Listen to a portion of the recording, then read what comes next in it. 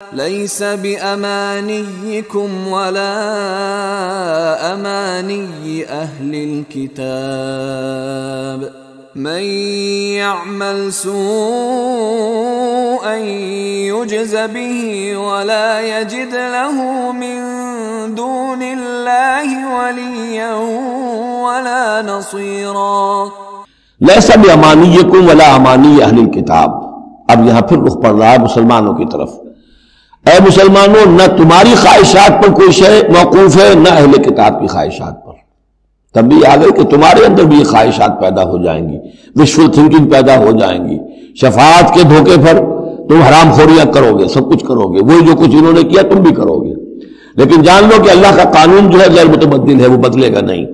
لیسا بامانیکم، نہ تمہاری خواہشات سے وشفل تھنکنگ سے، تمہاری امانی سے، تمہاری تمناؤں سے کچھ ہوگا، ولا امانی اہل کتاب، نہ اہل کتاب کی امانی سے. من یعمل سوءا یجز بہ، جو کوئی برا کام کرے گا اس کی جزا اسے مل کر رہے گی. بہت سخت الفاظ ہے یہ، اگرچہ اس میں نرمی کا پہلو ہے. اس لیے کہ بعض اوقات بدی کی جگہ پر نیکی جو ہے وہ اس کو اثر کو دھو دے گی، لیکن اکاؤنٹ فار تو ہو گیا نا. مطلب یہ اکاؤنٹ فار ہو کر رہے گی ہر شے.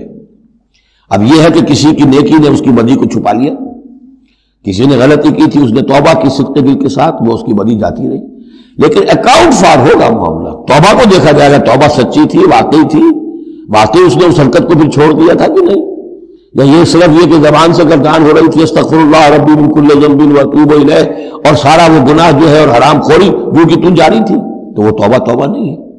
من یعمل سوءا یجز بہ ولا یجد له من دون اللہ ولیا ولا نصیرا، اور نہیں پائے گا وہ اللہ کے سوا نہ کوئی حمایتی، بلکہ یہاں ترجمہ ہوگا اللہ کے مقابلے میں، نہ کوئی حمایتی پائے گا نہ کوئی مددگار.